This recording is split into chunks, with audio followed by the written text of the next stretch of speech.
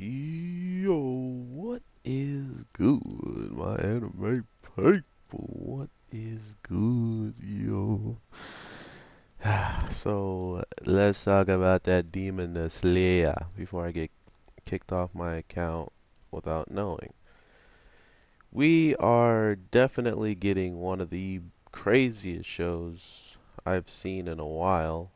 What the heck was that? And because it's so out there in the grand scheme of just like how they're actually building these characters up, how they are making it seem like there's a lot more to be had outside of just battling demons. In the grand scheme of like, a lot of these demons have personality, a lot of them have like goals and things that they want to accomplish. So it's getting really interesting in that regard for me to see like what they're about or why they do some things that they do. Things like that is really interesting to me. But the real crazy thing, the kicker is your boy called all of this. There was no way I saw our main characters taking on these threats, and they really did live up to that type of hype. That's what I was looking forward to in this show. Because if they're going to give us, like a whole bunch of hype, oh my god, I might die. If they're going to give us a whole bunch of hype, and then after giving us said hype, not really give us anything to, you know, um, really lives up to, you know, they have a character who straight up, can not only use these strings that were ridiculously strong enough to break and destroy a sword that was meant to kill demons, but then shows us that, um, not only can he go through that sword, but he wasn't even using his strongest like attacks on his sword when he destroyed it. So it goes to show you like how ridiculously powerful these guys are, and how I was just saying that there should be no reason that they should take them out, only if the storytelling was just trying to make it so these demon slayers that we're watching become absolute monsters quicker and faster than anyone maybe ever has. But that doesn't seem to be the case with them actually, all of them losing their battles besides our sleeper, who then gets the most controversy out of every character in here. And then, it's like, oh, he's overpowered. He shouldn't be here. He shouldn't be this. But then look at this man with the 11th form, dead, calm. Uh, what do you have to say now? Is he too overpowered? And we're going to have to get him out of the show too? Because last time I checked, these strings, these freaking death ropes, were capable of doing some serious damage. And this man literally stood still to a point where it looked like he didn't even move and cut every single string out of probably like maybe 100 strings, or at least more than 50, right? Cuts them all up like it was nothing, and then after doing so, kind of just sit there and chill. Not only does he do it with little to no effort, he starts to walk slowly up to the demon and passes him, slicing off his head without even like really showing any type of uh, movement to his opponents. Like, it's just too quick.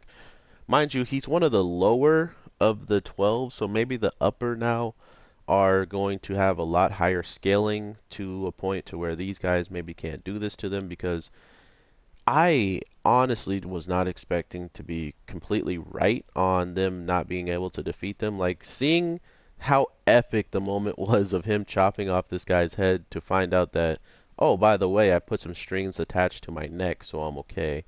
Kind of destroyed his moment, right? Like it destroyed his whole entire, uh, coolness of what he did, because not only did he do all that and his sister actually helped with the explosion, blood art, it still wasn't enough, which kind of didn't make sense to me with uh, how the thing like happened. She used her explosive, like her blood was attached to the spider string, so that's why it got to explode everywhere.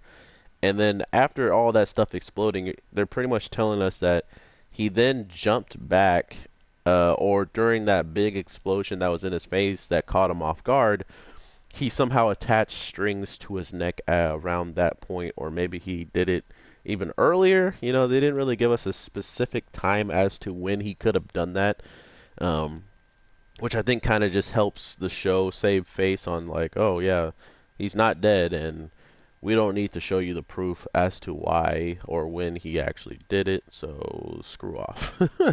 But overall, man, there's not too much I'm like concerned about this show because, and when I say concerned, I mean like, will it ever get bad? Will it ever start to do things that I don't really necessarily care for? I don't really have that thought process about this show because even the other girl who was, oh man, how do I put this? There's something about a woman or something about a character. It doesn't even need to be a woman. There's another character just like this character, and it's a guy as well. But uh, I think if you've seen Tokyo Ghoul, you'll probably know who I'm talking about. But torture and doing things that are brutal to people aren't necessarily bad to these characters I'm talking about. They say things like, "I'm going to rip out your organs and poke them. So once I'm doing that, you then can show me your pain face or something." That's the type of characters that usually are like that, right? And to see this cute, nonchalant little girl with the butterfly outfit come down and straight up do Liu Kane bicycle kicks on this girl. She straight up did bicycle kicks on the character. Like, this girl is crazy, man. Not only does she does bicycle kicks, she floats like a butterfly and stings like a Liu Kane. This is absolute. I wanted to play Mortal Kombat Liu Kang just to do the bicycle kick, but then I thought about how stupid that would have been just to play Mortal Kombat 11 to do the bicycle kick and be like, "This is what she did." I thought that was dumb, but to then see her sword and see how many times she hit this girl on her passing, it was like a lot of butterflies coming and passing by her, and then like if the butterflies were birds, like pecking types of birds, and they pecked certain parts of her as they were passing. That's kind of what this looked like. But to be fair, she does not look nearly as cool as our eighth form water user, right? Total concentration, 11th form. Sorry, I said eight. I'm stupid. But to be fair, we definitely have something really cool to see out of these characters. It kind of made sense for them to bring along these characters sooner or later because now that I'm thinking about it, we have Nesco out in the open for this girl to see who I do not trust one freaking bit, right? She talking about torture and if I torture you and you repent for all your sins, we can be friends. Nah, I ain't with it, man. So now we're stuck looking at just what could be possible at the end game of this whole entire show, and I'm pretty convinced that we're going to see a lot of characters like either trying to stand up for Nezuko, but I mean, I don't even think they can stand up for her. Every three of our people are out of commission, right? Like the boar guy is completely bleeding out and he suffered severe injuries. And then our sleeping guy literally was using all of his breath to keep the poison from killing him. He got said antidote, but we haven't seen him since. So everybody's pretty much out of it. No one really is getting up from their fights as of right now.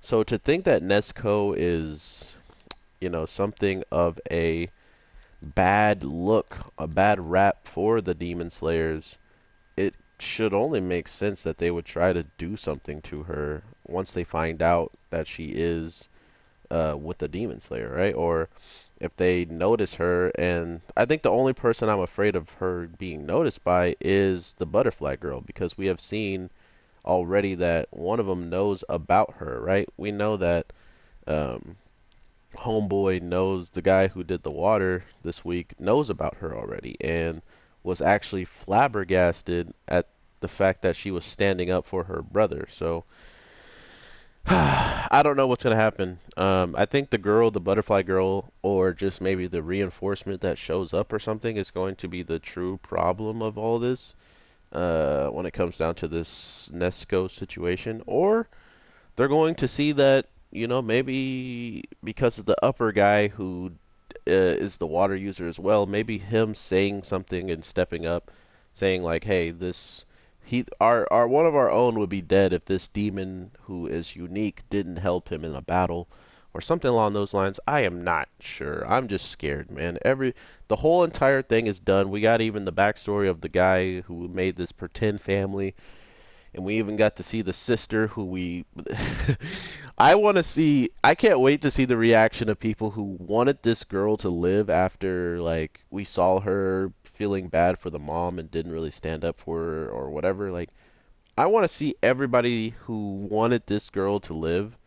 I want to know how they feel now about her, knowing that she straight up had a chance to escape, but instead straight up snitches on the girl and gets her like strung up and killed by the son. So if anybody had a very bad death coming to them, it was definitely her.